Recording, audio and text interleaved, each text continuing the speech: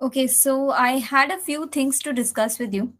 First of all, today is going to be your last class on recursion. Okay, from the next class, we'll be beginning with linked list. So you might be asking, like, we didn't cover OOPS yet. So OOPS is a topic which is actually not a part of DSA, it is a part of core. So we'll be taking up OOPS at the end, like after DP graphs and all of it, we'll take the topic OOPS and we'll cover everything. Like over there, we'll be covering oops 1, 2, 3, and 4, whatever you are having. Fine. So we'll take up oops at the end. So after recursion, we'll be beginning with linked list. Is that clear to everyone? Yes, Yes? ma'am. Fine. And I guess there is also one more topic, time complexity. So time complexity, we'll be discussing like after every question. We can just discuss the time complexity for the same. Okay. So I don't think it's a very different topic to be discussed on. So we'll be covering recursion today. We'll be completing recursion today. And from the next class onwards, we'll begin with linked list. Okay. Okay, ma'am. Okay, fine. So let's start today's class.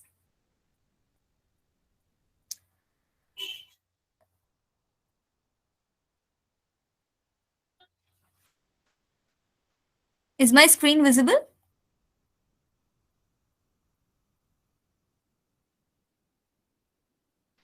Yes. Fine. Yes, ma'am. So today we are going to discuss the difference between on the way up and down. So what is that? Let's discuss that first, and then on the basis of that, we'll be discussing two questions, that is print subsequences and print permutations. Fine. So first, let's discuss what is on the way up and down. So for recursion, we have two ways to solve a recursive problem. One is there any request or something? Yeah.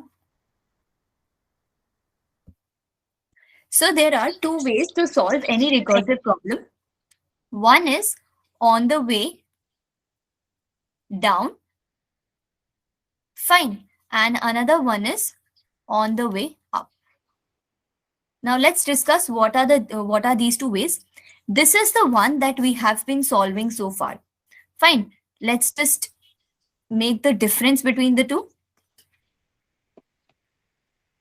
And we'll discuss these two ways on the same problem, and we'll see how to apply these two methods on the very same problem. Fine. So we'll take the problem of factorial. Everyone knows what a factorial is?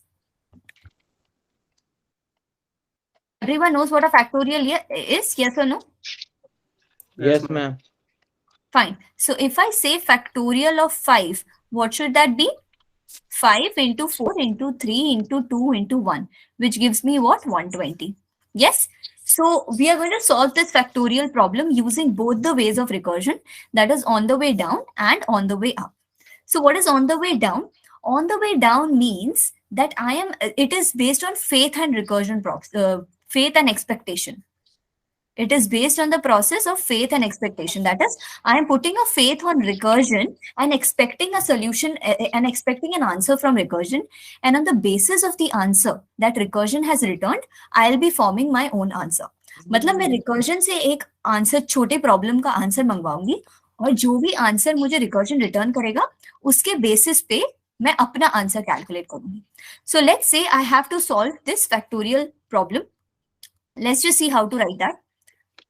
So how will I do it? I'm just writing a pseudo code. So public static, it will obviously be returning an integer value, that is the factorial of n. Fine. So and let's name the function as fact. And what parameter it will take? It will take n. So this is on the way down is the way that we have been solving all the questions so far. ठीक है? अब तक हमने जो भी questions किए हैं, that is based on the way down. ठीक है? And today what we are going to do, आज जो दो questions discuss करने वाले हैं, that will be based on the way up. Fine. So in on the way down, what are we doing? First of all, we will ask recursion to bring the answer of the smaller problem.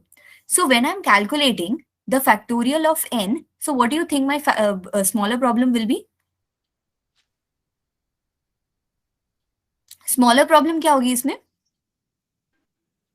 Base case होगी ma'am.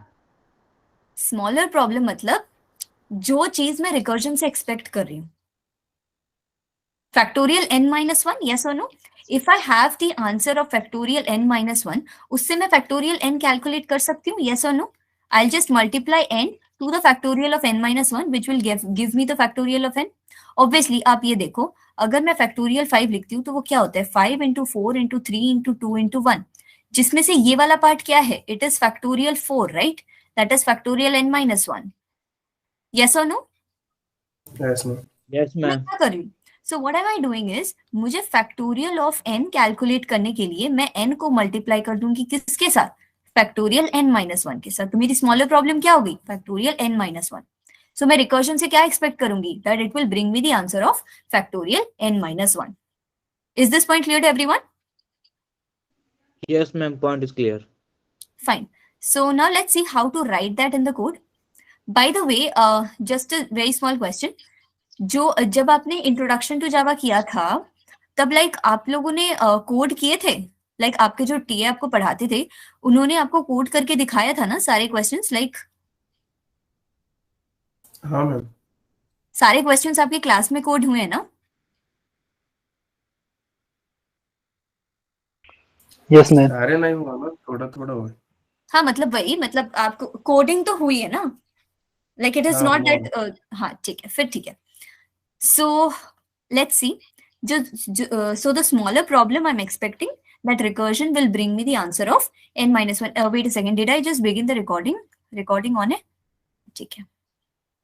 Recording on नहीं होती तो एक बार मुझे याद दिला दिया करो, ठीक है? So fn minus 1. So what am I expecting? Factorial n minus 1 from recursion. So what I'll be doing is I'll be calling factorial, the same function, on n minus 1. And how am I going to calculate my own answer? I'm going to return n multiplied by factorial n minus 1. Or you can just store it on some value. चलो इसको और readable बनाते हैं because we'll be doing a quick dry run on this as well. Factorial n. Fine, it is n into factorial n minus 1 and then at the end I'm going to return factorial n. Fine. What do you think the base case would be? क्या होना चाहिए मेरा base case factorial के case में? 1. N equal to 0. ठीक है, n equal to 0 as well as n is equal to 1, दोनों में आप base case बना सकते हो.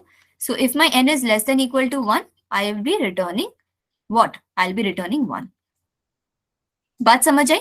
Because आपको पता है that 0 factorial is also 1 and 1 factorial is also 1. So that's the reason why I'm writing it this way, that if my n is less than equal to 1, I'll be returning a 1.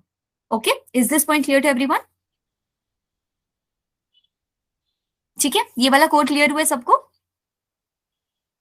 Yes ma'am. Yes, ma'am. Fine. So since this is the way that we have been solving questions so far, so I'll be showing a quick dry run of this factorial thing, and then we'll move on to on the way up. Fine. So what is happening? Initially, let's take n is equal to 5 only, and I know that for n factorial, that is 5 factorial is 120. So my answer should be 120. So what I'll have is, initially my n will be equal to 5. I'll check for the base case. Then I'll make a variable fn minus 1. Fn minus 1 variable will be made and its value will be decided by recursion. So whatever recursion will return, it will get stored in front of fn minus 1 at this level. So from here, recursion will be called on what value? N minus 1, that is n is equal to 4. For n is equal to 4, again the same function is going to be executed. Again, the base case will be checked. It is not, n is 4 and it is not less than equal to 1. So it will not enter this if condition. Again, an fn minus 1 variable will be created and it will wait for its value for recursion. Okay, it will wait for its value by recursion. So it will again make a call to recursion. Recursion will make a call to n is equal to 3. Again, the same function will be executed with the value n is equal to 3. Base case will be checked. Again, a variable fn minus 1 will be made and its value will depend on recursion. So it will make a call to n is equal to 2. Again, a value fn minus 1 will be created. Its value will again make a call to recursion to n is equal to 1. And again, इसमें क्या होगा? When I'm reaching n is equal to 1, when my control reaches here, when my n is equal to 1, what will happen? When I enter the function, this first if condition is going to be executed. Yes or no? Yes? Yes, ma'am. Fine. So from there, what will it return? 1. 1. So whatever it is 1. returning, it will get stored at the very place which made a call to the next level. तो जहां से call लगी थी वहीं पे जाके value store होगी. तो जो भी रिटर्न किया रिकर्जन ने, 1 was returned by recursion and it will be stored here, which made actually a call. ठीक है. तो fn minus 1 is equal to 1. Now what will happen? Obviously this will get wiped out from the stack. And when I'm standing here, मेरा क्या हो गया? fn minus 1 is calculated. What is my next step? To calculate fn. So what is my fn? Fn will be equal to n multiplied by fn minus 1. So what is my n at this level? It is 2 and fn minus 1 is 1. So 2 into 1 is 2 and whatever fn is calculated, it will get returned to the previous level. तो हम return करें fn को, जो भी return कर रहे हैं हम, that will get stored at the position which made a call. तो यहाँ से कॉल लगी थी यहीं पे आके स्टोर हो जाएगा. And obviously after this all the lines for n is equal to 2 have been executed, so it will get wiped out from the stack. Now my control reaches for n is equal to 3. n is equal to 3 के लिए भी we have calculated fn minus 1. fn will be calculated. How will fn be calculated? fn is equal to n multiplied by fn minus 1. So 3 multiplied by 2, that is 6. And this 6 will be returned to the previous level, that is over here. And since all the lines have been executed, so it will get wiped out.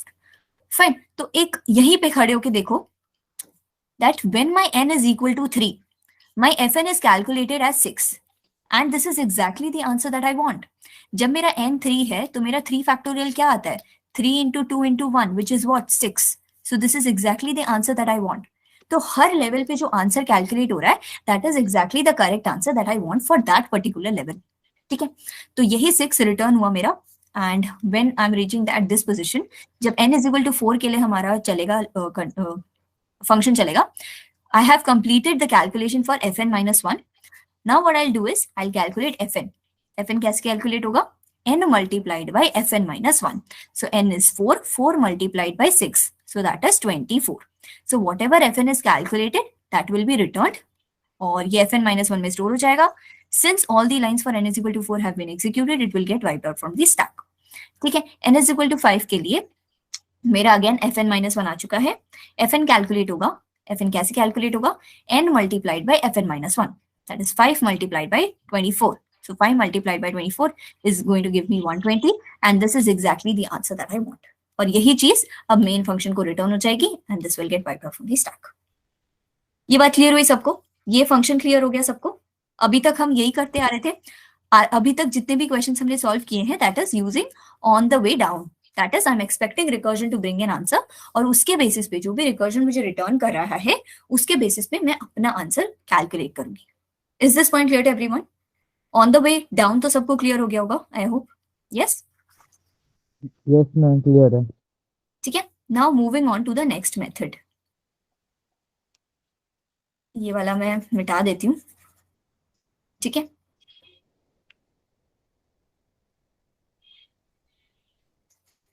अब on the way आप देखते हैं. On the way up में क्या होता है? That I am calculating the answer. जैसे जैसे मैं रिकर्जन में प्रोसीड करती जा रही हूँ, मैं अपना कॉन्ट्रीब्यूशन उसमें डालती रहूंगी. अपना कॉन्ट्रीब्यूशन मतलब जो मेरे लेवल का आंसर होना चाहिए, जो मेरे लेवल का आंसर जो भी बनेगा, that I will be making a contribution. और मैं रिकर्जन के पैरामीटर्स के थ्रू अपना आंसर बेस केस के थ्रू बेस केस तक लेके जाऊंगी. और जब मेरा आंसर बेस केस तक पहुंच जाएगा, मैं उसको प्रिंट कर दूंगी. अब इसका क्या मतलब है देखते हैं. How am I going to write the function?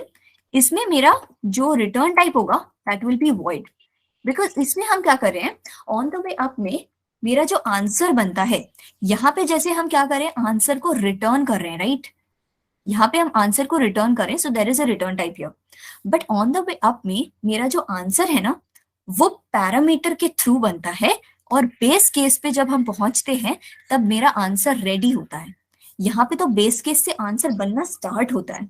यहाँ पे जब हम बेस केस पे पहुंचते हैं तब मेरा आंसर रेडी होता है, which is ready to be printed. ठीक है. तो इसमें हम क्या करेंगे, इसमें सिंस मेरा सिर्फ काम है प्रिंट करना, मेरा n फैक्टोरियल को प्रिंट करना मेरा काम है, so what will I do is my return type will be void. ठीक है, that is no return type. And let's say इसका भी जो नाम है दैट इज फैक्ट. और इस जैसे हम ऑन द वे अप करते हैं ना, ऑन द वे डाउन में हमें कोई एक्स्ट्रा पैरामीटर की जरूरत नहीं होती, बट जब हम on the way up perform कर रहे हैं तो उसमें हमें एक पैरामीटर रखना होता है which will calculate the answer, ठीक है, जो हमारे ऑन गोइंग आंसर को कैलकुलेट करते हुए चलेगा, ठीक है।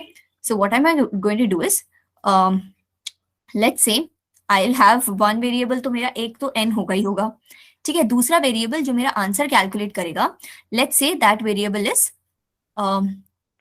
ft फैक्टोरियल, सिंस, या तो इसको पूरा लिख लो फैक्टोरियल, फंक्शन का नाम पूरा है फैक्टोरियल, और इसको फैक्ट कर दो, ठीक है।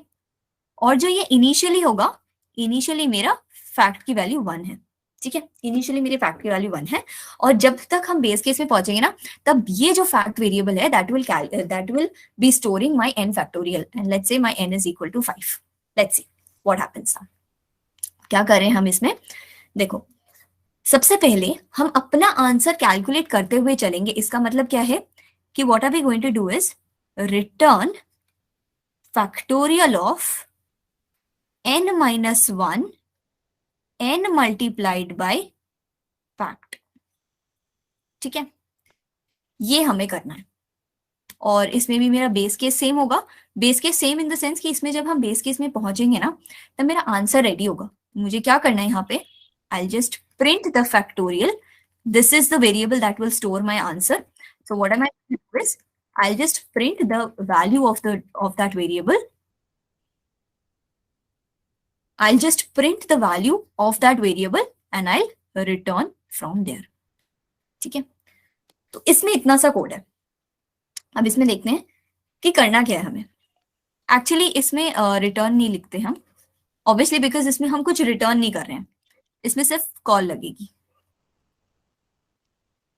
इसमें सिर्फ कॉल लगेगी, बिकॉज वी नो दैट यहाँ पे कोई रिटर्न टाइप तो है ही नहीं, तो रिटर्न नहीं होगा यहाँ पे, वो गलत था, सिर्फ रिटर्न लिखेंगे, ठीक है। Now let's try to understand this function through a dry run, ठीक है। हो क्या रहा है इसमें वो देखते हैं। इसमें सबसे पहले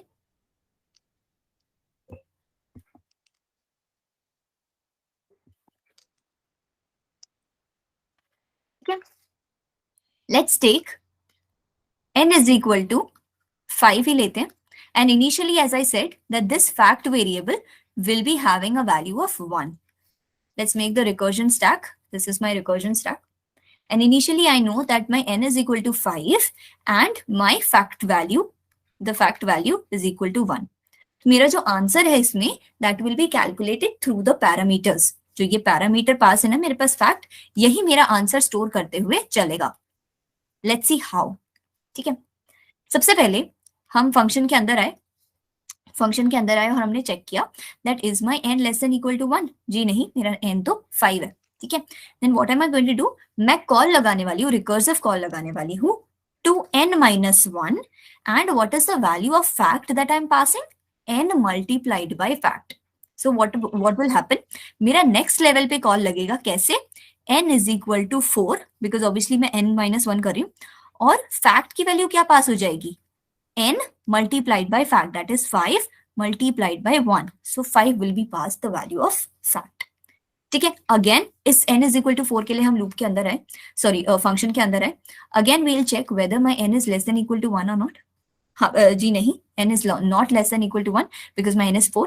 अगेन मैं यहाँ से एक रिकर्सिव कॉल लगाऊंगी। कैसे रिकर्सिव कॉल लगाने वाली हूँ, n minus 1 पे रिकर्सिव कॉल लगाऊंगी, that is n is equal to 3, and what is the value of the fact, n multiplied by fact.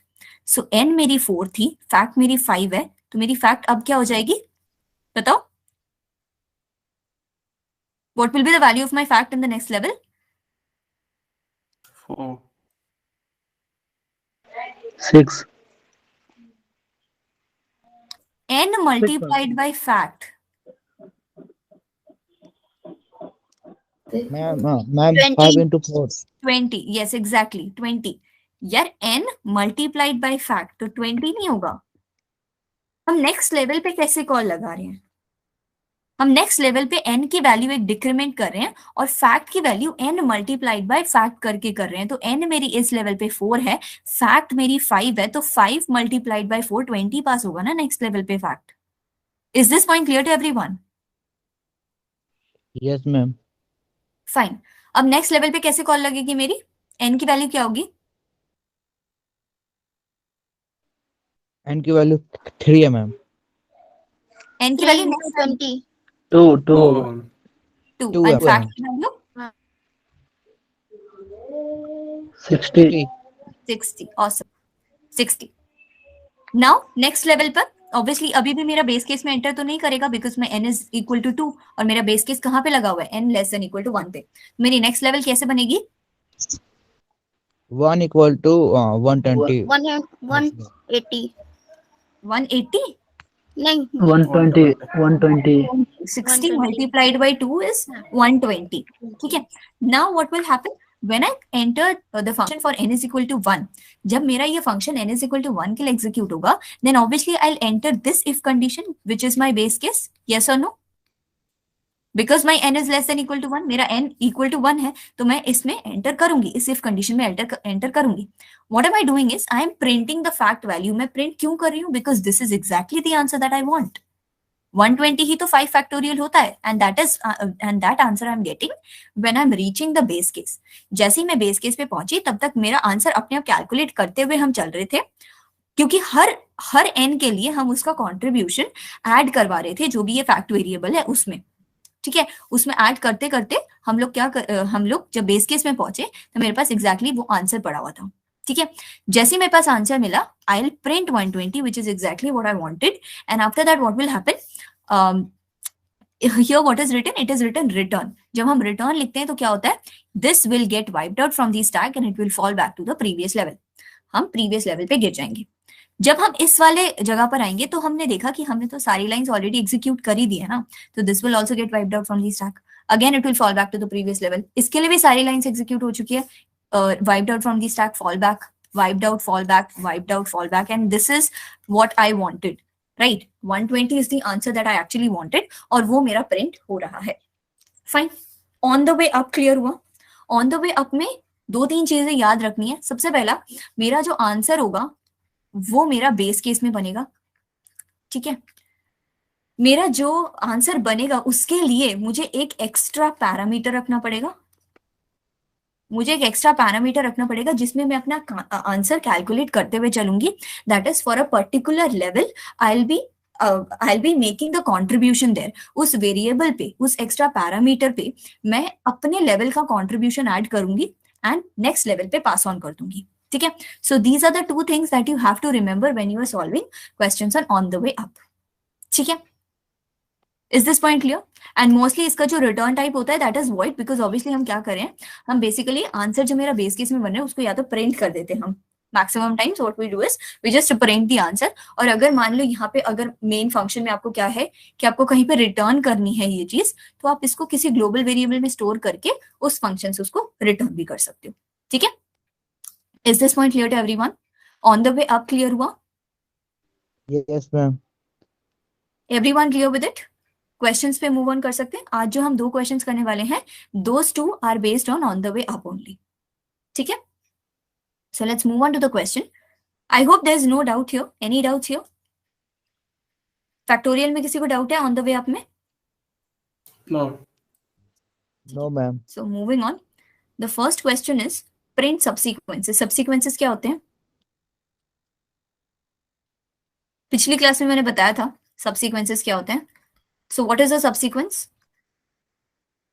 Ma'am जैसे ABC है उसका AB ABC ऐसे. ठीक है, ABC का मेरे को सबसीक्वेंस बताओ. AB ABC. ठीक है, और कुछ नहीं होता?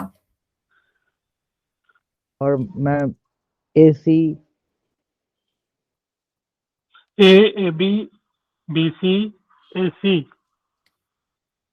और AB C. BC C ma'am. C. Yes. और B. और I think it's done. It is done. और पिछली क्लास में एक और चीज बताई थी आपको, प्रिंट सबसीक्वेंस, मतलब जब हमने गेट सबसीक्वेंसेस क्वेश्चन किया था, I told you what are the subsequences of ABC. Are these only the subsequences of ABC? See it again. empty string. Very empty good. string.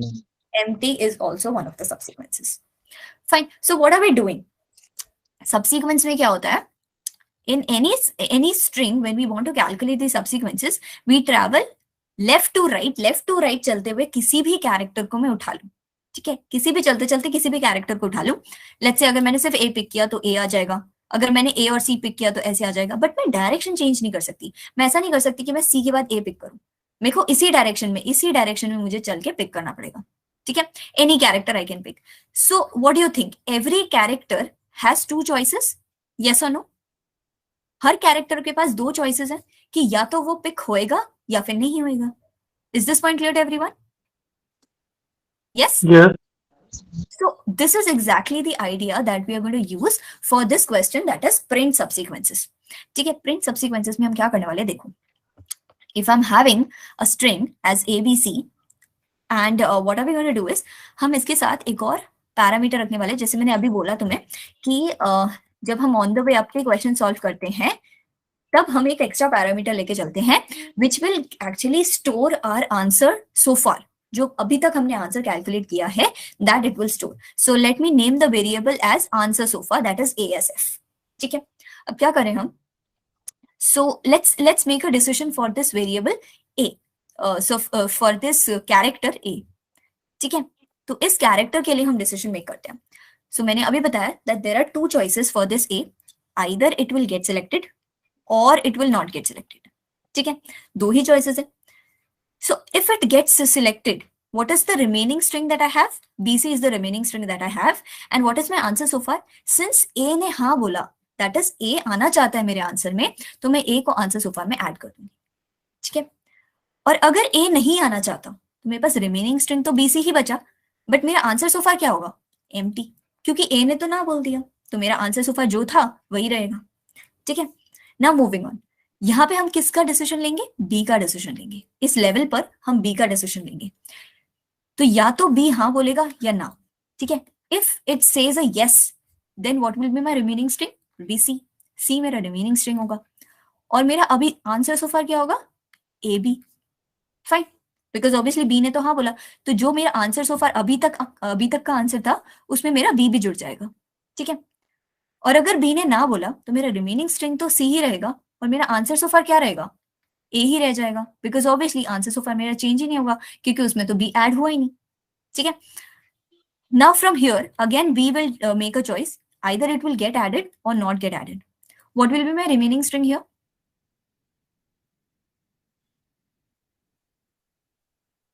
यहां तक की बात क्लियर हुई?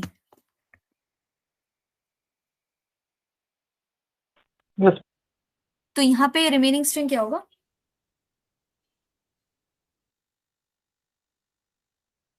मैम और एक बार बताऊं? सी होगा मैम, सी. सी होगा, बिल्कुल. एंड मेरा आंसर सो फार?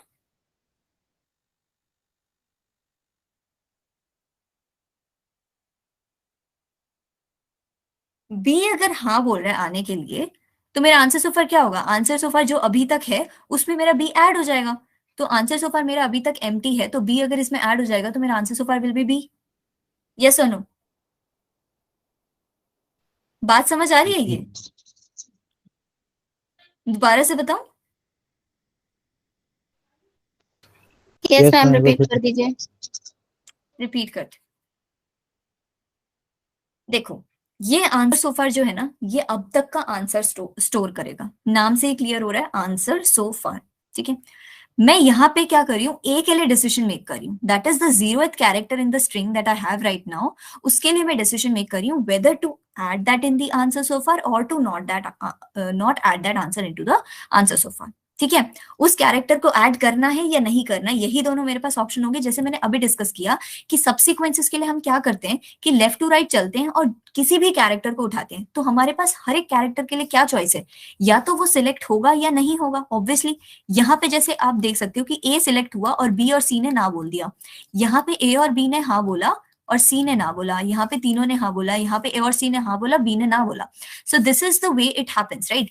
हम लेफ्ट टू राइट चलते हुए किसी भी कैरेक्टर को उठाएं तो हर कैरेक्टर के पास दो चॉइसेस है, either it will be part of the answer और it will not be part of the answer. ठीक है, इतनी बात में किसी का डाउट? नो मैम, कोई No, डाउट ma'am. नहीं है इसमें। ठीक है, नाउ मूविंग ऑन। अब इसी को हम रिकर्जन के थ्रू सोच रहे हैं। सो जो जीरोथ कैरेक्टर होगा उसके पास भी दो चॉइसेस है, राइट? हमारे पास हर कैरेक्टर के लिए दो चॉइसेस है, तो ए के पास भी दो चॉइसेस है, या तो वो सिलेक्ट होगा या नहीं होगा। ठीक है, तो अगर वो सिलेक्ट होता है, in case if it says a yes, तो क्या होगा? मेरा रिमेनिंग स्ट्रिंग तो बीसी ही रहेगा ना। इसके लिए चॉइस मेक कर लिया, तो अब मेरे पास रिमेनिंग स्ट्रिंग क्या हुआ? बीसी हुआ। कैसा नो? Yes, ma'am. इसके लिए चॉइस हम अभी देख रहे हैं। Fine, so what is happening? My remaining string is bc, and what is my answer so far? Answer so far में ये ए ऐड हो जाएगा, बिकॉज यहां मेरे ए ने हाँ बोला, that is it wants to be a part of the answer, so my answer so far will be A. यहां का आंसर बता दो, अगर ए ना बोलता है तो क्या होना चाहिए? मेरे रिमेनिंग स्ट्रिंग क्या होना चाहिए? BC. BC, because A BC. को डिसीजन मेक करे, वो हाँ बोलेगा या ना बोलेगा, इसके अलावा तो कुछ और पॉसिबिलिटी नहीं है। तो मेरा रिमेनिंग स्ट्रिंग इसके लिए डिसीजन हो गया, मेरे पास रिमेनिंग स्ट्रिंग तो हमेशा बीसी ही बचेगा, राइट? बीसी बचा, and what will be the answer so far? A. No, ma'am, blank. Blank, yes, because A ने तो ना बोल दिया ना। Fine, now moving on from here. यहाँ पे अगेन हम जीरोथ कैरेक्टर के लिए डिसीजन मेक करेंगे, that is for B. B के पास अगेन दो चॉइसेस है,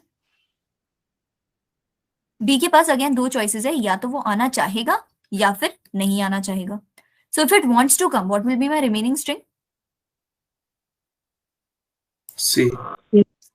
and what will be my answer so far? B. A. Answer so far will be A. C और बी।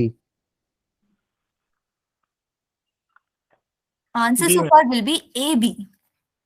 अगर बी मेरा हाँ बोल रहा है, that means it wants to be the part of the answer, तो ये वाला जो बी है that will get added to the answer so far. Answer so far इस लेवल पे क्या है? That is A, right? मेरा आंसर सो फार अभी ए है, उसमें अगर बी ने भी हाँ बोला तो ए भी नहीं बन जाएगा मेरा answer so far next level. Yes, madam. Yes. ठीक है, तो यहाँ पे क्या होगा? यहाँ पे अगर मेरा बी ना बोल रहा है तो मेरा remaining string will be C. C, and my answer so far will be A. B. Answer so far अगर B ना बोला तो A होगा. ए होगा, that is answer so far will remain as it is. इतनी बात में किसी को डाउट? यहाँ पे किसी को डाउट आ रहा है तो अभी पूछ लो।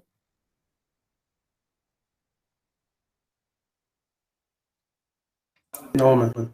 ठीक है, मूविंग ऑन। यहाँ पे अगर यहाँ पे again we are going to make the decision for the zeroth character, that is B. तो अगेन या तो बी हाँ बोलेगा या फिर ना बोलेगा। ठीक है, तो अगर बी ने हाँ बोला तो what will be my remaining string? C. Answer so far? A. AB. ए कहाँ से आ रहा है यार?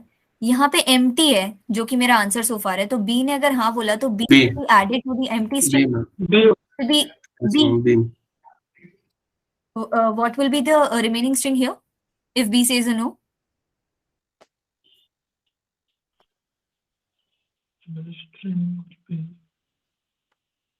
BC, ma'am. यार रिमेनिंग स्ट्रिंग देखो, एक मिनट बात सुनो मेरी। रिमेनिंग स्ट्रिंग क्या होता है कि जैसे मेरे पास ए है, ए के लिए दो ही चॉइसेस है, या तो वो हाँ बोलेगा या ना बोलेगा, तो मेरा रिमेनिंग स्ट्रिंग तो हर बार बीसी ही होगा ना। ए के लिए मैंने डिसीजन मेक कर लिया है, इसके आगे मुझे ए को दोबारा नहीं कंसिडर करना, उसके लिए दोबारा से नहीं देखना कि वो आना चाहता है या नहीं आना चाहता, बिकॉज एक कैरेक्टर को एक ही बार मौका मिलेगा। ठीक है ना, बिकॉज हम लेफ्ट टू राइट चलते हुए उसको एक ही बार मौका दे सकते हैं कि वो आना चाहे तो आ जाए, नहीं आना चाहे तो नहीं आए, तो मेरा रिमेनिंग स्ट्रिंग तो बीसी ही बनेगा ना। सेम लॉजिक यहाँ पे भी लगा दो। यहाँ पे क्या होगा? रिमेनिंग स्ट्रिंग मेरा क्या होगा? बी के लिए मैंने डिसीजन मेक कर लिया, तो मेरा रिमेनिंग स्ट्रिंग क्या होगा? C. C ma'am. And what will be my answer so far? empty. Um, awesome, um. I hope अब क्लियर हो रहा है तुम्हें, यस और नो? Yes. नहीं हो रहा तो अभी पूछ लो, क्योंकि फिर कोड नहीं समझ आएगा तुम्हें। ठीक है, again at this point of time what is my zeroth character जिसके लिए मुझे डिसीजन मेक करना है?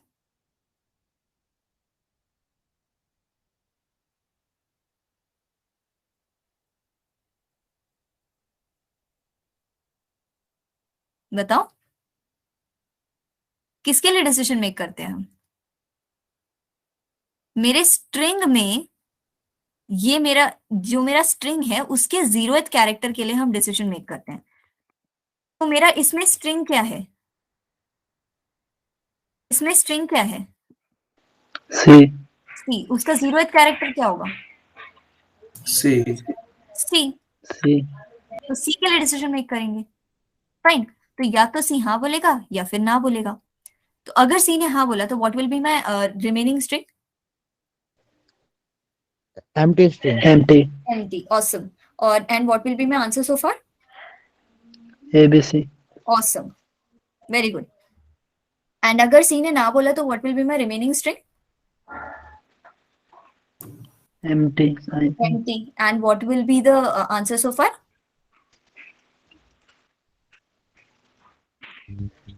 A B empty. A B. That's it. है ना? जैसे मेरा जब नो कॉल होता है तब answer so far remains as it is. ठीक है ना? आंसर सो फार जो था वही रहेगा बिकॉज मेरे सी ने तो ना बोल दिया, तो जो आंसर सो फार पहले था वही रहेगा। है ना? यहाँ पे बताओ, यहाँ पे भी सी के पास दो चॉइसेस है, या तो आना चाहेगा या नहीं आना चाहेगा। What will be my remaining string here? Empty string. Empty empty. And what will be the answer so far? A what will be the answer A so होगा फार? ए होगा मैम यस ए होगा इसमें।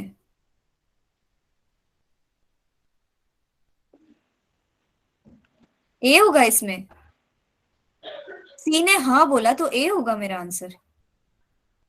एसी होगा। ए सी होगा। यहाँ पे क्या होगा आपका मेरा? What will be the remaining string? Empty इतना मुश्किल लग रहा है क्या ये? Like fine. यहाँ पे रिमेनिंग स्ट्रिंग क्या होगा?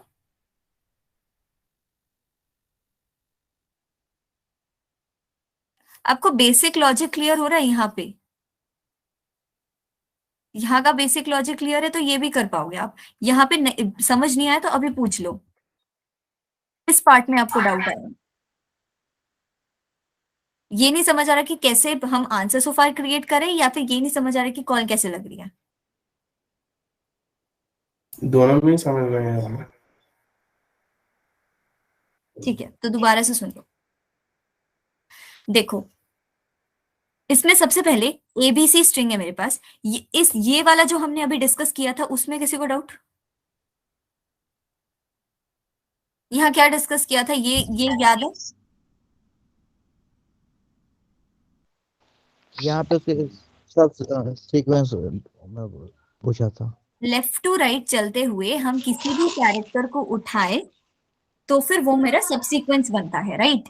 जैसे इसमें हमने सिर्फ ए को उठाया, बी और सी को नहीं उठाया। यहाँ पे हमने ए और बी को उठाया बट सी को नहीं उठाया। यहाँ पे हमने एबीसी तीनों को उठाया। यहाँ पे हमने एबीसी किसी में से किसी को भी नहीं उठाया। यहाँ पे मैंने बी और सी को उठाया, यहाँ पे सी को उठाया, ए बी को नहीं उठाया। ठीक है? तो दिस इज व्हाट मेरे पास जैसे जो भी स्ट्रिंग है उसमें लेफ्ट टू राइट चलते हुए मैं किसी भी स्ट्रिंग किसी भी कैरेक्टर को उठाऊं या ना उठाऊं, ठीक है, जिस भी सीक्वेंस ऑफ कैरेक्टर्स को मैं उठाऊंगी that will make a subsequence. ठीक है? So what is the choice that every character has? Every character has two choices, that is either it will get to be part of the answer और not be part of an answer. ठीक है? तो जैसे ए के पास दो ही choices है, या तो वो सिलेक्ट होगा या नहीं होगा। तो जो जब वो सिलेक्ट होगा तब वो कौन से वाले आंसर्स बनाएगा? ये वाले आंसर्स बनाएगा जिसमें ए है, यस और नो? जिसमें ए मेरा फर्स्ट कैरेक्टर है मतलब ए सिलेक्ट हुआ है, तो ये वो वाले आंसर्स बनाएगा। जब ए सिलेक्ट नहीं होगा तो वो ये वाले आंसर्स बनाएगा। ठीक है? बी की बात देखो, अगर ए सिलेक्ट हुआ है उसके बाद अगर बी भी सिलेक्ट होता है तो वो ये दोनों आंसर्स बनाएगा, और अगर ए सिलेक्ट नहीं हुआ था और उसके बाद बी सिलेक्ट हुआ है तो ये वाले दोनों आंसर्स बनेंगे। ठीक है? आप ये बात क्लियर हो रही है थोड़ी बहुत, या इसमें भी थोड़ा डाउट है? हाँ मैम, नहीं डाउट में। ठीक है, तो यही चीज कर रहे हैं हम यहाँ पे भी। जैसे एबीसी है तो इसमें ए के पास हम क्या कर रहे हैं, हर एक कैरेक्टर को दो ऑप्शंस दे रहे हैं कि या तो वो आंसर का पार्ट बनेगा या फिर नहीं बनेगा। ठीक है? तो जैसे एबीसी है तो इसमें ए को हम दो चॉइसेस दे रहे हैं, या तो वो आंसर का पार्ट बनेगा या फिर नहीं बनेगा। So if A becomes a part of the answer, तो वो आंसर सो फार में ऐड हो जाएगा, मेरा रिमेनिंग स्ट्रिंग बचेगा बीसी।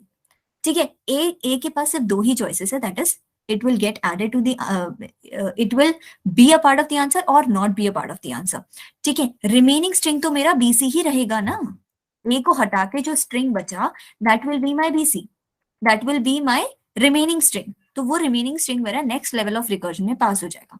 ठीक है, और ए अगर मेरा आंसर सोफार में ऐड होता है तो ए को हम जो ये आंसर सोफार है इसमें अपेंड करा देंगे, तो मेरा आंसर सोफार नेक्स्ट लेवल पे क्या हुआ, ए। अगर ए नहीं आना चाहता आंसर में, तो मेरा answer so far will remain empty. ठीक है, at this level what will happen, the zeroth character will be given a choice whether to get selected or to not get selected। B के पास अगेन दो choices हैं, या तो वो आना चाहेगा आंसर में या फिर नहीं आना चाहेगा। अगर वो आना चाहता है तो मेरा रिमेनिंग स्ट्रिंग क्या है, सी होता है, राइट। वो आना चाहे नहीं आना चाहता, दोनों केसेस में मेरा सी ही तो रिमेनिंग स्ट्रिंग है, बिकॉज मैंने बी के लिए डिसीजन ले लिया है, बी के लिए हमने डिसीजन ले लिया है, तो मेरा रिमेनिंग स्ट्रिंग क्या है, इट इज सी। ठीक है, आंसर सोफार अभी मेरा ए है, तो अगर सी बी भी आना चाहता है तो B will be appended to the answer so far, जो अभी मेरा आंसर सोफार है उस पे बी मेरा अपेंड हो जाएगा। तो क्या हो जाएगा, मेरा रिमेनिंग स्ट्रिंग तो सी है, मेरा ए के बाद बी भी अपेंड हो गया, तो A B will be the answer so far now. ठीक है, और अगर बी नहीं आना चाहता आंसर में, तो फिर ए एज इट इज रह जाएगा। ठीक है, एंड जो मेरा रिमेनिंग स्ट्रिंग है that will be C only. यहाँ पे क्या होगा, again the B will be given choice कि वो आना चाहता है या नहीं आना चाहता। तो अगर वो आना चाहता है तो फिर that will get appended to the answer so far. यहाँ पे आंसर सोफार मेरा एम्प्टी है, तो एम्प्टी में बी ऐड होगा तो बी ही बनेगा। फाइन, अगर वो नहीं आना चाहता तो मेरा जो आंसर सोफार पहले था वही रह जाएगा। ठीक है, अगेन इस लेवल पे क्या होगा, जीरोथ कैरेक्टर के पास चॉइस होगी कि वो आना चाहता है आंसर में या नहीं आना चाहता। Again C will be given a choice whether to come into the answer और to not come into the answer. ठीक है, अगर वो आना चाहता है तो मेरे पास रिमेनिंग स्ट्रिंग क्या बची, सी मेरा जीरोथ कैरेक्टर है, इसके बाद कोई स्ट्रिंग ही नहीं बची मेरे पास, so my string will be empty string, that is I am not having any other character to be to traverse, so that means my string will be empty. और जो सिंस सी आना चाहता है answer में, so it will get appended to the answer so far. अभी का answer so far क्या है, इट इज ए बी, तो this C will get appended to the A B part, तो एबीसी मेरा आंसर सोफार बन गया। ठीक है, अगेन अगर वो नहीं आना चाहता तो फिर क्या होगा, मेरा स्ट्रिंग तो एम्प्टी रह जाएगा, बट मेरा जो आंसर सोफार है वो क्या होगा, एज इट इज रहेगा, बिकॉज सी भी नहीं आना चाहता, तो आंसर सोफार जो पहले था वही रहेगा। ठीक है, यहाँ के केस में भी यही हो रहा है, यहाँ का केस अब खुद बता दो, समझ आया अब? Yes ma'am. यहाँ पे बता दो क्या होगा, what will be the remaining string, empty string. empty, and what will be the answer so far, empty में empty. my answer so far will be empty। No, A होगा। ए होगा,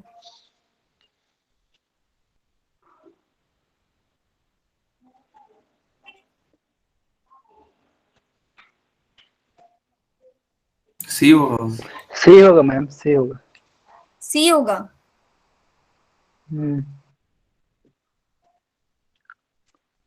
मेरा आंसर सो फार क्या है अभी तक, AC होगा ma'am, AC. AC होगा। अभी तक मेरा आंसर सो फार ए है, उसमें अगर सी ऐड होता है तो क्या हो जाएगा, एसी हो जाएगा, राइट। यस। फाइन, अगर वो नहीं आना चाहता, सी नहीं आना चाहता, तो मेरा remaining string will be empty string. And my answer so far will be A होगा। Yes, and over here my remaining string will be empty string. And my answer so far B C होगा sir. Awesome. यहाँ पे क्या होगा, answer so फार, sorry यहाँ पे remaining string, empty string. Answer so far, and B, B यहाँ पे empty string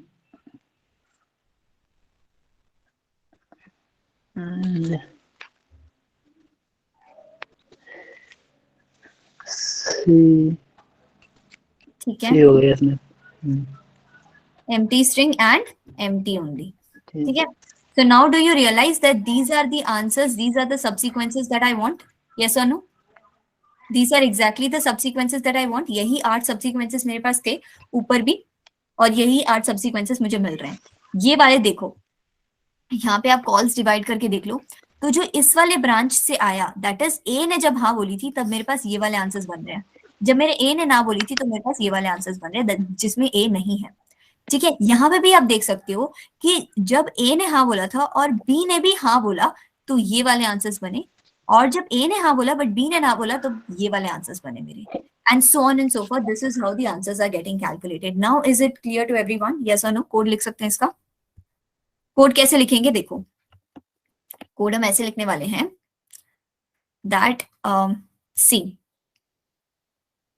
इसी के साइड में मैं कोड लिखने का ट्राई करती हूँ। देखो, पब्लिक स्टैटिक, एंड ऑब्वियसली मैंने बोला था कि मेरा आंसर जो है हमें सिर्फ प्रिंट करना है, so my return type is void print subsequences, and what I will be having is, मेरे पास एक स्ट्रिंग होगा, मेरे पास एक स्ट्रिंग होगा लेट्स से str, और मेरे पास एक और मेरे को पैरामीटर रखना है which will calculate my answer so far, और मेरा आंसर सो फार जो है initially that will be empty. ठीक है, अब मुझे क्या करना है, सबसे पहले तो एक तो मुझे बेस केस देखना है। बेस केस मेरा कब आएगा, इसको देख के बताओ कि मेरा बेस केस कब आएगा। empty string.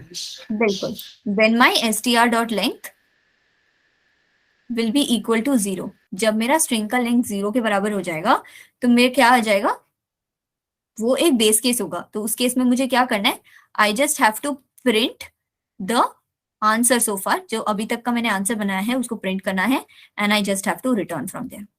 ठीक है, अदरवाइज मुझे क्या करना है, मेरे पास दो चॉइसेस हैं, या तो मेरी यस चॉइस होगी, just a second, let me change the colour, या तो मेरी यस चॉइस होगी या तो मेरी नो चॉइस होगी। यस चॉइस मतलब जहां पे मेरा 0th कैरेक्टर हाँ बोल रहा है, तो सबसे पहले तो मुझे 0th कैरेक्टर निकालना पड़ेगा। So what will this be, char ch is equal to str.caret0। ठीक है, तो जो भी ये कैरेक्टर है उसमें मुझे क्या करना है, इसके लिए चॉइस मेक करनी है, या तो वो हाँ बोलेगा या ना बोलेगा। ठीक है, तो अगर वो हाँ बोलता है तो क्या होगा, मैं प्रिंट सबसीक्वेंसेस को कॉल कर दूंगी। स्ट्रिंग में मेरा क्या पास हो जाएगा, str.substring1। सबस्ट्रिंग 1 क्यों पास करे, बिकॉज ऑब्वियसली मेरा इसका डिसीजन मेक हो गया, तो मेरे को सिर्फ ये वाला स्ट्रिंग पास करना है अपने नेक्स्ट लेवल पे। So that will be str.substring1, and what will be the answer so far. Answer so far मेरा क्या होगा, answer so far plus ch, because ये मेरे हाँ की कॉल है, that means answer so far में मेरा 0th कैरेक्टर ऐड होगा, that's why answer so far plus ch। Now no choice क्या होगा, print subsequences and str.substring1, that means मैं बाकी का string पास कर रही हूँ, that is for this string bc will be my remaining string, so substring 1 will be passed, and what will be answer so far, answer so far will be remaining as it is। जब मेरी no call लगती है तब मेरी answer so far as it is पास हो जाती है, and this is exactly what I want in the code। ठीक है, इसको आप, इस कोड में किसी को डाउट, कोड में किसी को डाउट? 9 minutes. ठीक है, तो इसको रन करके भी देख सकते हैं इफ यू वांट मी, अगर आप देखना चाहते हो तो आप इसमें रन करके देख सकते हो। मैं फटाफट इसको कोड करती हूँ। इसमें क्या होगा कि प्रिंट सबसीक्वेंसेस हम कॉल कर रहे हैं str पे, एंड इसमें इनिशियली मैंने आंसर सो फार पे एक एम्प्टी स्ट्रिंग पास कर रखी है।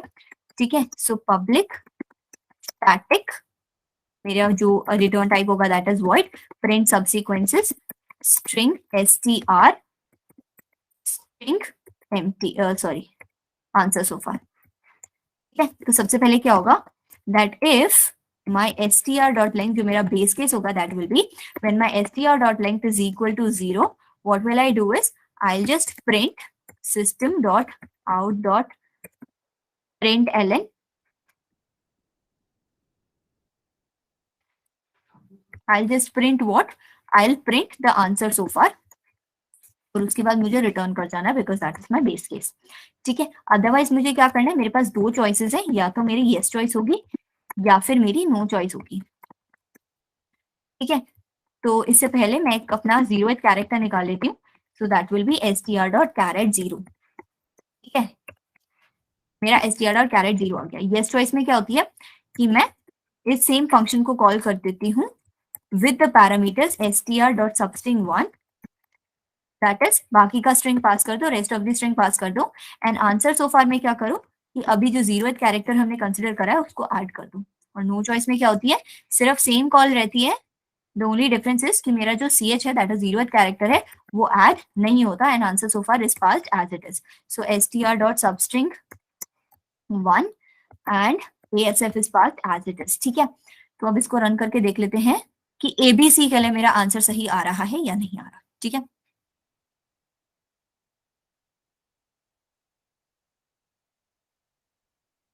ठीक है, so you can see here that ABC AB AC A BC B C and यहाँ जो थोड़ा स्पेस बचा हुआ है दैट इज माई empty। ठीक है, वो मेरा empty प्रिंट होगा। Is this point clear to everyone? Code clear हो गया सबको?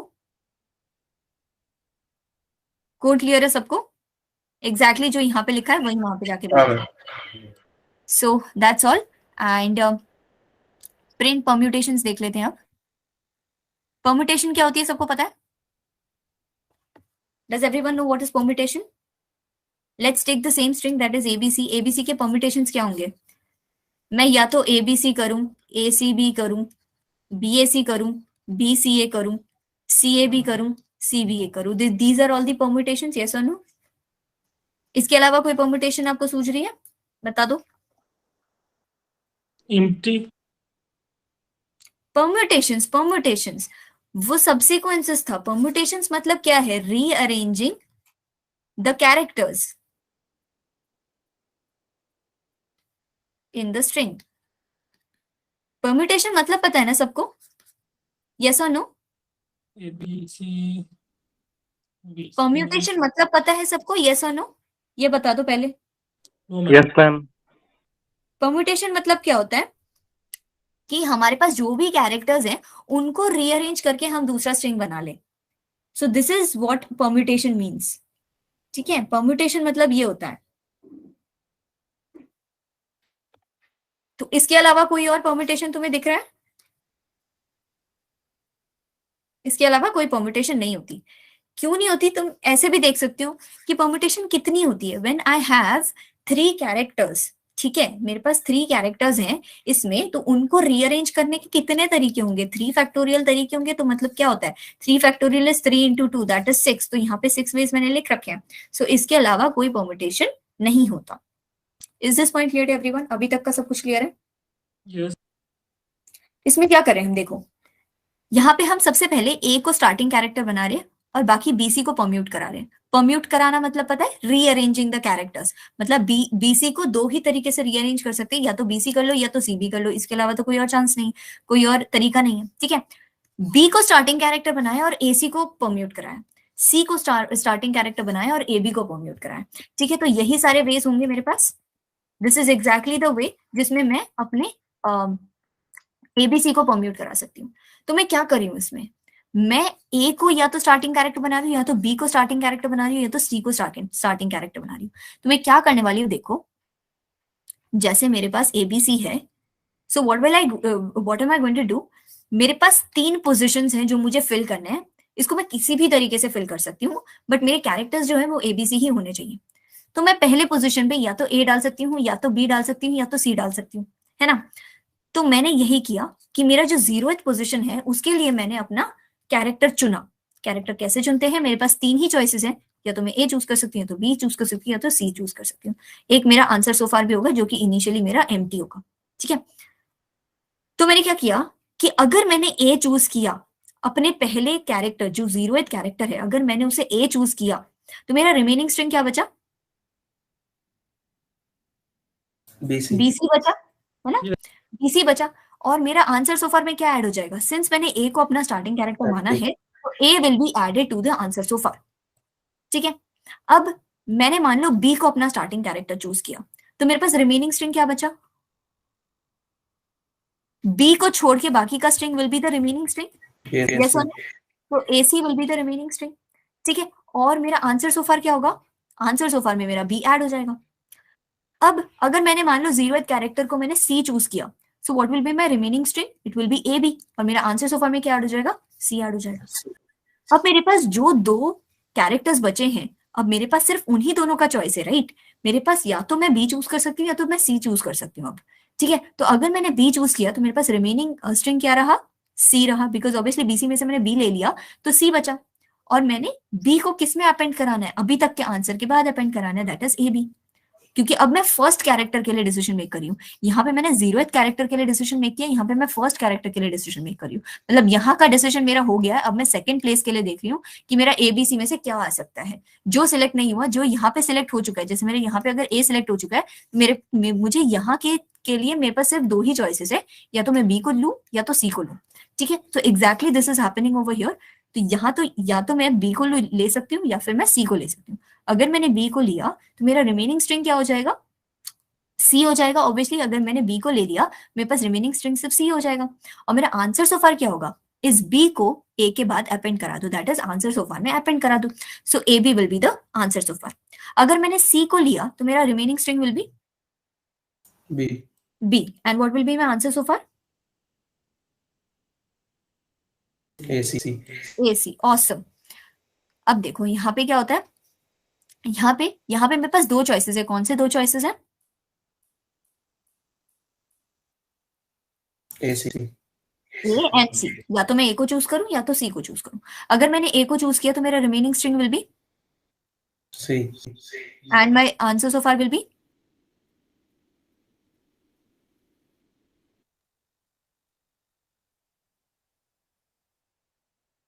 B A. यस और नो? अभी तक का आंसर मेरा बी था, मैंने अभी ए सिलेक्ट किया तो बी के बाद ए ही तो लगेगा। मेरे पहले पोजीशन के लिए मैंने बी सिलेक्ट किया था। मेरे पास रिमेनिंग क्या बचा? ए सी। ए सी में से मैंने ए को सिलेक्ट किया तो ए इसके बाद आ जाएगा, तो बी ए मेरा आंसर हो जाएगा यहाँ का। अभी तक का आंसर मेरा क्या हुआ? B A. यस और no? Is this point clear to everyone? Yes, ma'am. हाँ मैम। ठीक है, नाउ मूविंग ऑन। अगर मैंने सी को सिलेक्ट किया तो मेरा remaining string will be A. And my answer so far will B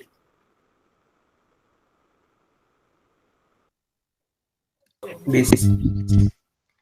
यहाँ पे मेरे पास क्या क्या दो चॉइसेस है? A. B. A and B. Fine. अगर मैंने ए को चूज किया, remaining string B. Answer so far C. B. C B.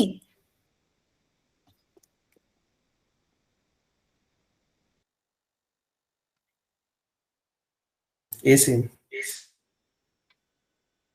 A C.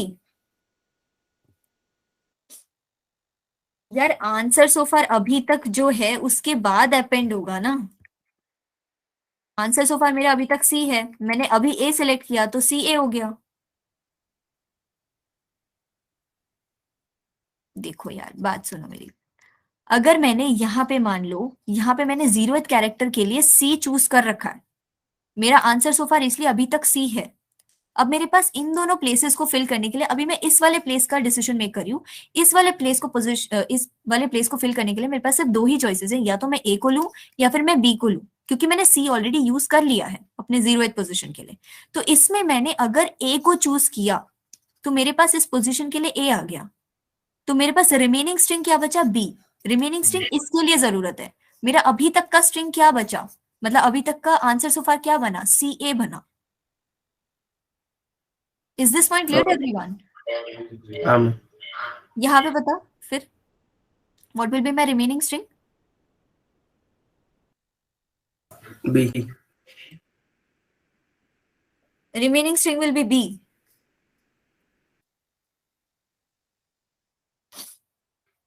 A. Ma'am. And what will be the answer so far?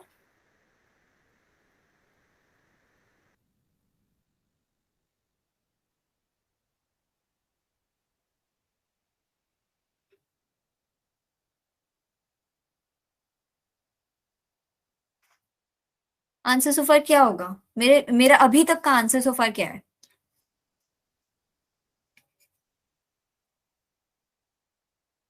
अभी तक मैंने क्या form किया है?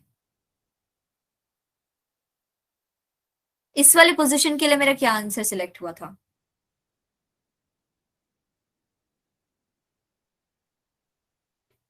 बताओ।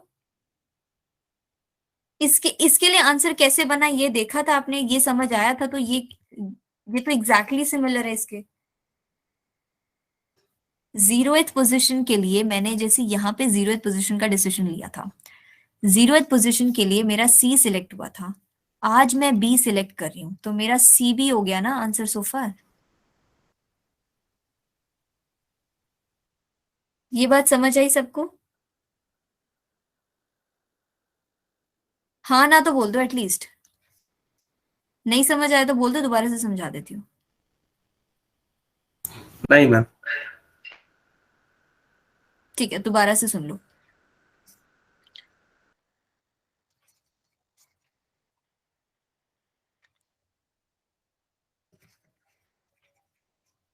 देखो मेरे पास 3 पोजीशंस हैं जिसको मुझे फिल करना है। परमुटेशन मतलब समझ आ गया सबको?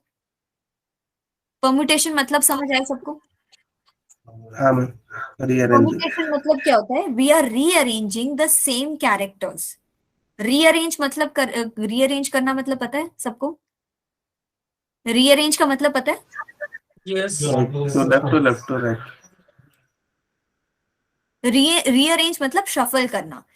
मुझे कैरेक्टर्स यही 3 रखने हैं, दैट इज ए बी और सी ही मुझे कैरेक्टर्स रखना है, बट मैं ऑर्डर इनका कुछ भी रख सकती हूँ। ठीक है, ऑर्डर मैं इनका कुछ भी कर सकती हूँ। मैं सी को आगे रख सकती हूँ, बी को बीच में, ए को बाद में, कुछ भी कर सकती हूँ मैं इसमें। A B C, C A B, B C A, इसके अलावा और कोई परम्यूटेशन पॉसिबल नहीं है, and this is known as permutation. ठीक है, तो इसमें देखो जो भी परम्यूटेशन हमारे पास आ रही हैं, इसमें हम क्या कर रहे हैं, हम इसमें चॉइस दे रहे हैं। हमारे पास 3 पोजिशन हैं जो मुझे फिल करने हैं। ठीक है, अगर मान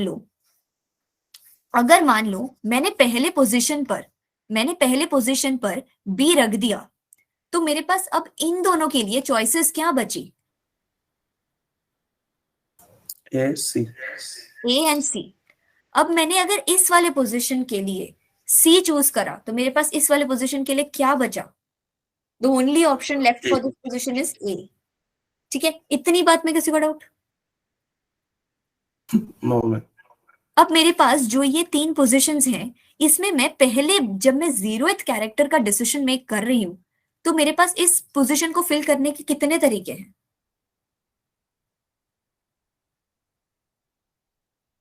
3 तरीके हैं। That is I can fill it with A, और I can fill it with B, और I can fill it with C. तो यही काम हम यहाँ पे भी कर रहे हैं। देखो मेरे पास 0th कैरेक्टर का हम डिसीजन मेक कर रहे हैं कि हमें 0th पोजीशन पर क्या रखना है। 0th पोजीशन पर या तो हम ए को रख सकते हैं, या तो हम बी को रख सकते हैं, या सी को रख सकते हैं। अगर मैंने यहाँ पे ए को रखा, तो मेरे पास रिमेनिंग स्ट्रिंग क्या बची? रिमेनिंग स्ट्रिंग मतलब जो मेरे बाकी के पोजीशंस के लिए मैं यूज कर सकती हूँ। आज मैंने ए को यूज कर लिया है, तो मेरे पास रिमेनिंग स्ट्रिंग क्या बची जो मैं बाद में यूज कर सकती हूँ? BC. Thank God, BC. और मेरा आंसर सो फार क्या बना? A. यस। और अगर मैंने मान लो 0th प्लेस पर मैंने बी रखा, तो मेरा रिमेनिंग स्ट्रिंग क्या बचा? C. A C. AC. और मेरा आंसर सो फार क्या बना? B. B. बी। अगर मैंने 0th पोजीशन पर सी रखा, तो मेरा रिमेनिंग स्ट्रिंग क्या बचा?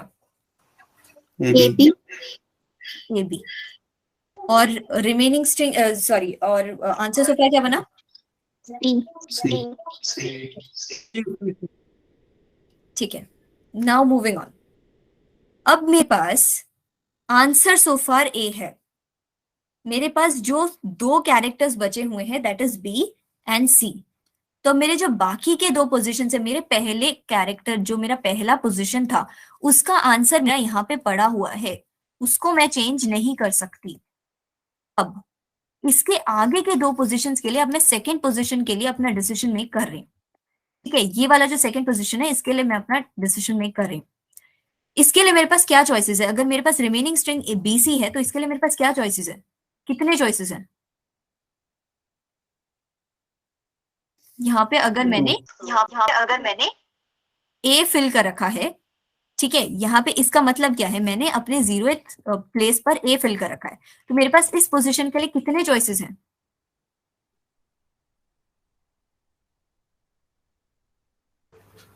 2, 2। वेरी गुड, कौन से 2 चॉइसेस हैं? B and C. B and C, B, C. Awesome, B and C. तो अगर मैंने यहाँ पे बी प्लेस किया तो मेरे पास रिमेनिंग स्ट्रिंग क्या बची? C. C. And what will be my answer so far? A and B. Oh, B. दोबारा बोलो। I think B, ma'am. B. Answer so far मतलब समझ रहे हो तुम? आंसर सो फार मतलब समझते हो? अब तक का आंसर जो बना, that is my answer so far. AB, A, B, ma'am. A B, awesome. अगर मैंने सेकंड पोजीशन के लिए सी चूज किया तो what will be my remaining string? A, B. Nothing will remain.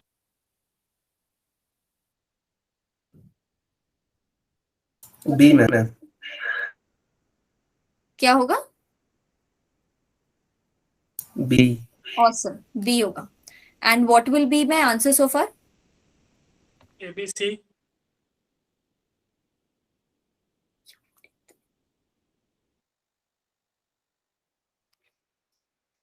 अगर मैंने अपने पहले पोजीशन के लिए ए चूज कर रखा था, आज मैंने सी चूज किया, रिम A, C, ma'am. यहाँ पे मेरे पास क्या क्या 2 चॉइसेस हैं? A, C. AC, yes. What will be my remaining string if I choose a? C. C. C. And what will be my answer so far? A, C, A, B. What will be my answer so far?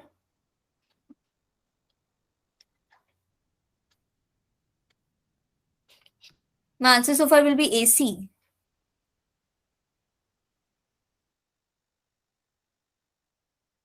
Okay, ma'am. AB, AB। Not AC.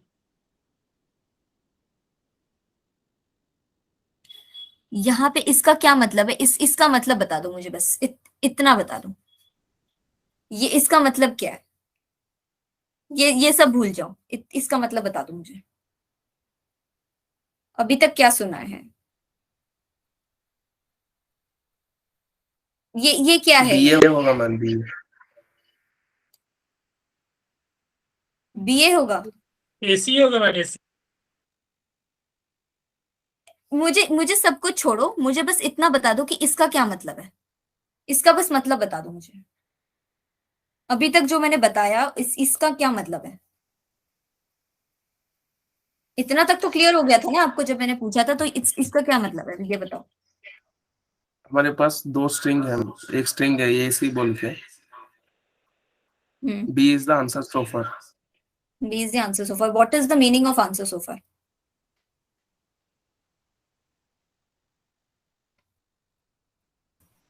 Ma'am शायद इसका मतलब होगा B हमारा first index पे होगा, नहीं 0 index पे होगा, और ए सी इसके बाद होगा। AC अभी तक हमने डिसाइड नहीं किया है, हमने अभी तक सिर्फ 0th कैरेक्टर तक ही डिसाइड किया है। बात समझ रहे हो मेरी? अभी तक मैंने सिर्फ 0th कैरेक्टर का ही डिसीजन मेक किया है। अभी मेरे पास रिमेनिंग चॉइसेस है AC का, तो मैं सेकंड चॉइस का डिसीजन अब मेक कर रही हूँ कि मुझे सेकंड प्लेस पे क्या रखना है। या तो मैं A रख सकती हूँ या तो मैं C रख सकती हूँ। That's why I am taking out 2 calls from here, that is A and C। अगर मैंने A को प्लेस किया तो सेकंड पोजीशन पर A आ जाएगा, तो मेरा आंसर सोफार क्या होगा? B होगा मैम. BA होगा। और अगर मैंने C प्लेस किया तो मेरा आंसर सोफार क्या होगा? पहले तो मुझे रिमेनिंग स्ट्रिंग बता दो। अगर मैंने C प्लेस किया अपने सेकंड पोजीशन पर तो मेरा रिमेनिंग स्ट्रिंग क्या होगा? AB. A ma'am. A। And what will be my answer so far?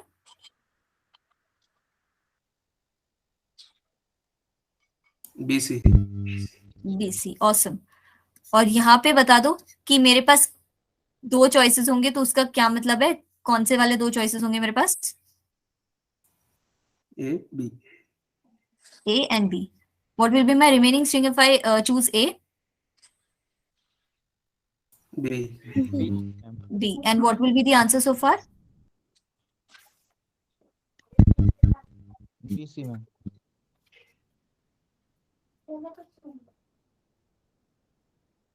My answer so far will be CB. C. CB में. CB. CA. C. And if I choose B, what will be my remaining string? ये बात समझ, CA क्यों होगा? A select किया ma'am इसीलिए. यहाँ पे इसका मतलब क्या है कि मैंने अपने 0th प्लेस पर C रखा हुआ है, मेरे पास A B दो चॉइसेस हैं, अब मैं सेकंड प्लेस का डिसीजन मेक कर रही हूँ, तो मैंने अगर A प्लेस किया यहाँ पे, तो मेरे पास answer so far will be CA, और मेरे पास remaining string will be B, because that is the only thing, the only character which is remaining to be placed. तो मेरे पास सिर्फ B बचा और मेरा आंसर सो फार CA हुआ, ठीक है। तो यहाँ पे क्या होगा, यहाँ पे मेरा आंसर क्या होगा? अब नेक्स्ट वाले पोजिशन के लिए मेरा आंसर बता दो, इस वाले पोजीशन के लिए मेरा रिमेनिंग स्ट्रिंग बता दो पहले तो, अगर मैंने बी चूज किया तो।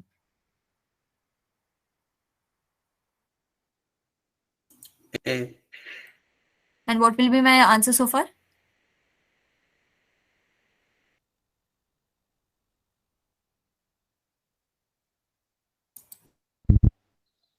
BC ma'am. बीसी होगा।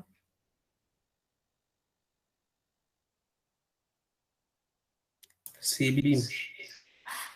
सीबी होगा। क्यों होगा, ये बात समझ आई? हाँ मैम. तो यहाँ पे मेरे पास कितने चॉइसेस हैं? कितने One. चॉइसेस हैं? वन चॉइस है। क्या चॉइस है वो? C. मेरा आंसर सो फार क्या बनेगा? मेरे रिमेनिंग स्ट्रिंग क्या बनेगा? 0. Empty. Empty. And what will be my answer so far? खाली empty. हाँ, C में ma'am. Answer so far will be सी।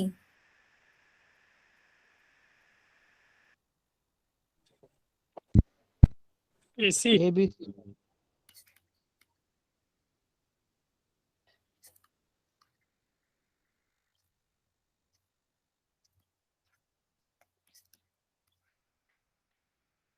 देखो मेरी बात सुनो, यहाँ पे मेरे पास सिर्फ एक ही कैरेक्टर है जो मेरे आंसर का पार्ट बन सकता है, तो B will be that character, और ए सी अभी तक का आंसर था, बी इसमें जुड़ जाएगा तो A C B will be my answer, ठीक है।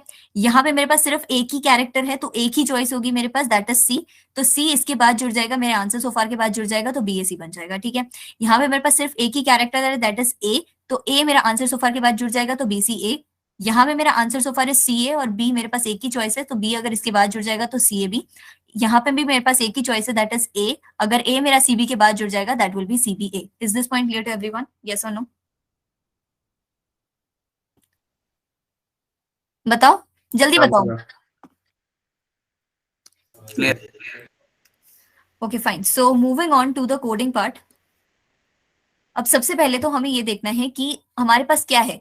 इनिशियली हमारे पास जो भी स्ट्रिंग पास होती है, हमारे पास जो भी स्ट्रिंग पास होती है उसमें मुझे हर एक कैरेक्टर पे जाना है, और मुझे उसको एज दैट आयत पोजीशन के लिए मुझे वो भेजना है, ठीक है। जैसे अगर मैं इस वाले पोजीशन मैं अपने 0th पोजीशन के लिए क्या कर रही हूँ, मैं पहले ए को सिलेक्ट करी हूँ, बी को सिलेक्ट करी हूँ, सी को सिलेक्ट करी हूँ, तो मेरे पास जितने भी कैरेक्टर्स हैं स्ट्रिंग में, उन सबको एक एक मौका दे रही हूँ फर्स्ट कैरेक्टर बनने का, ठीक है। तो यहाँ पे भी मेरे पास क्या है, यहाँ पे मेरे पास दो ही कैरेक्टर्स है, तो दोनों कैरेक्टर्स को मुझे मौका देना पड़ेगा कि मेरे आंसर सोफार के बाद जुड़े, ठीक है। यहाँ पे मेरा फर्स्ट कैरेक्टर बनेगा, उसके बाद जो भी आंसर सोफार बनेगा, उसके बाद आंसर सोफार बनेगा, उसके आगे से जुड़ता रहेगा ऑब्वियसली, बिकॉज यहाँ पे मेरा आंसर सोफार एम्प्टी था, तो मेरा फर्स्ट कैरेक्टर जो भी सिलेक्ट हुआ ए बी या सी में से, उसके बाद ही जुड़ेगा यहाँ पे जो बी सी है। जैसे I have 3 positions, Fine. This answer so far is actually denoting what all positions have been fulfilled so far. मेरे पास, मैंने अगर पहले वाले पोजीशन पर ए रखा तो मेरे पास रिमेनिंग इन दोनों प्लेसेस के लिए मेरे पास बीसी का ऑप्शन बचा, जो कि ये वाला सिग्निफाई करे. अभी तक मैंने सिर्फ ए प्लेस किया, that is signified by the answer so far. मेरे पास सिर्फ बचा क्या, बी और सी. तो मैं सेकंड पोजीशन के लिए अब डिसीजन मेक करूंगी. सेकंड पोजीशन के लिए मैंने डिसीजन मेक किया, या तो बी चूज कर सकते हैं हम, या तो सी चूज कर सकते हैं. इस पोजीशन के लिए या तो हम बी चूज करें या तो सी चूज करें. तो अगर मैंने बी चूज किया तो मेरा आंसर सो फार क्या बनेगा, ए बी, और मेरा रिमेनिंग स्ट्रिंग क्या बनेगा, सी. अगर मैंने सी चूज किया तो मेरा आंसर सो फार बनेगा ए सी, और मेरा रिमेनिंग स्ट्रिंग बनेगा बी का. और अब जब मेरे पास एक ही पोजीशन लेफ्ट है, जैसे यहाँ पर मेरे पास ए बी का आंसर सो फार है और मेरे पास एक ही कैरेक्टर है, और ऑब्वियसली अगर मेरे पास एक ही कैरेक्टर है तो उसको मैं जो पोजीशन लेफ्ट है उसी में तो डाल सकती हूँ. तो यहाँ पे अगर मैंने यहाँ पे बी ले रखा होता तो मेरे यहाँ पे क्या बचा, एक ही कैरेक्टर बचा है सी, तो उसको मैं आंसर सो फार के बाद ऐड कर दूंगी. I hope this is clear to everyone. Yes और नो? Yes, ma'am. ठीक है. Now just a second. हाँ, तो मुझे क्या करना है, व्हाट एम आई डूइंग. मैं एक जो भी स्ट्रिंग मिली है मुझे, उस पे हर एक कैरेक्टर को मैं मौका दे रही हूँ कि आंसर सो फार पे जुड़े. हर एक कैरेक्टर को मौका दे रही हूँ. First I am giving a chance to A. A पहले जुड़ेगा, फिर बी जुड़ेगा, फिर सी जुड़ेगा. ठीक है, तो वो अपने आंसर्स क्रिएट करा ऐसे. Again for this B C, either B will be adding or C. तो अगर बी ऐड हुआ तो ए बी बनेगा मेरा आंसर सो फार, और इट विल मेक ए सी. तो मैं हर कैरेक्टर को मौका दे रही हूँ. सो what will be the code, मैं क्या करूंगी, that I will just right a for loop. For loop में क्या होगा कि मैं हर कैरेक्टर के पास जा रही हूँ. So I less than str dot length I plus plus. Now just see one thing. Let's say my string is ABCD and I am giving, and my ith character is this B. मैं ith character को अपना next character मान रही हूँ. तो मेरे पास remaining string क्या होगा, remaining string will be this ACD. Yes or no? Remaining string मेरा ACD होगा. Yes. मतलब बी को एक्सक्लूड करते हुए हाँ, बाकी मैम. का स्ट्रिंग. अगर ए बी सी डी में से अगर मेरे को सी चूज करना है, मेरा रिमेनिंग स्ट्रिंग क्या होगा, ए बी डी. तो इसको मैं कैसे लिख सकती हूँ, अगर बी मेरा ith कैरेक्टर है तो मेरा रेस्ट ऑफ द स्ट्रिंग कैसे बनेगा. लेफ्ट पार्ट जो है that will B str dot substring 0 to i. Yes और नो? 0 to i में ए वाला पार्ट आ जाएगा. सबस्ट्रिंग का कॉन्सेप्ट पता सबको? हाँ मैम. देखो, ए बी सी डी, अगर मैं str dot substring 0 to i लिखती हूं, if my i is this b, ठीक है, तो क्या होगा, 0 to i में कंसिडर क्या होता है, 0 to i minus 1 तक के characters, that is this much character, this much string will be considered. और अगर मैं लिखूं str dot substring i plus 1, तो कितना आएगा मेरा स्ट्रिंग, what will be the string if I write this.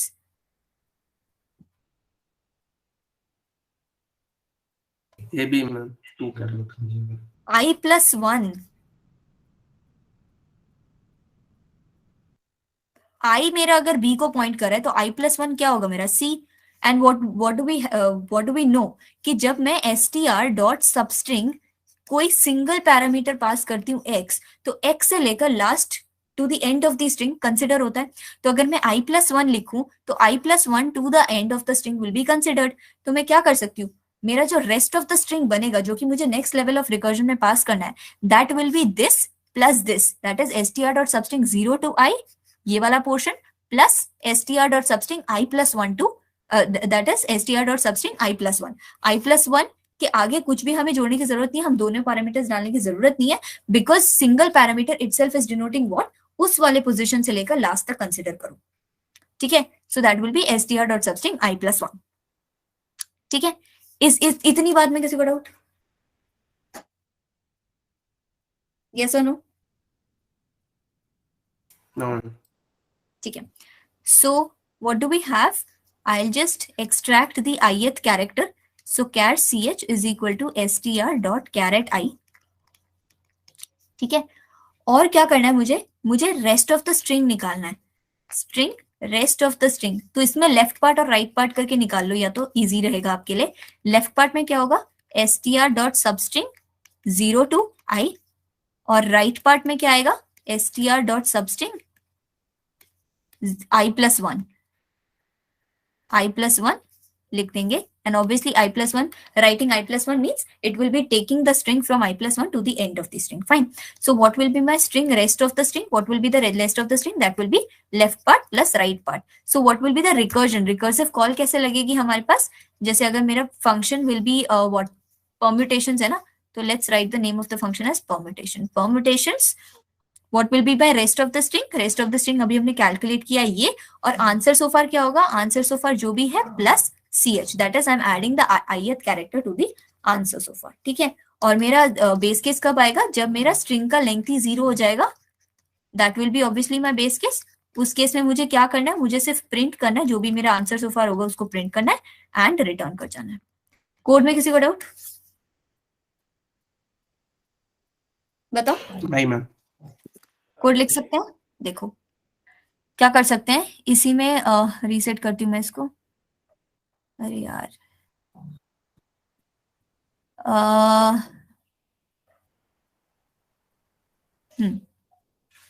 तो इसमें सबसे पहले हम क्या कर सकते हैं, परम्यूटेशंस के लिए let's take the string str is equal to abc, ठीक है, permutations, and I'm passing the string str and I'm also passing an answer so far that is initially empty. Fine. So public static void permutations, and I'm passing the string str and I'm passing string answer so far. Okay. If my answer, if my str.length is equal to 0, that means I have reached the base case. In that case, what do I have to do? I just have to print the answer so far and return from there. Okay. Otherwise, I have to give each character the chance of getting added to the answer so far. So I is equal to 0, I less than str.length, I plus plus. And what is happening? I'll just extract the ith character, that is str.caret I. I'll extract the ith character. Now what I'll do is I'll calculate the left part. Left part will be str.substring 0 to I.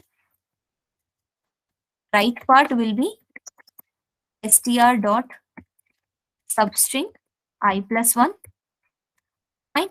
So my rest of the string will be what? It will be left part plus right part. And how am I going to make a recursive call? I'll just call permutations for the rest of the string and answer so far plus this character. Fine. And this is how my answer is going to be printed. Let's try to run it.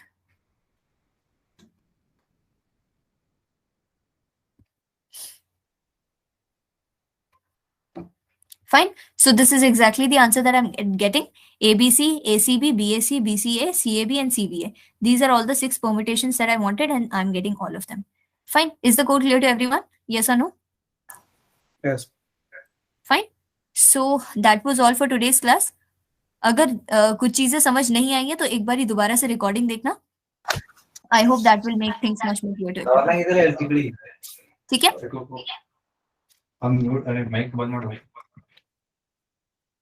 Fine. Okay. Thank Okay, you. so we'll continue in the next class and we'll start with linked list. Okay. Okay.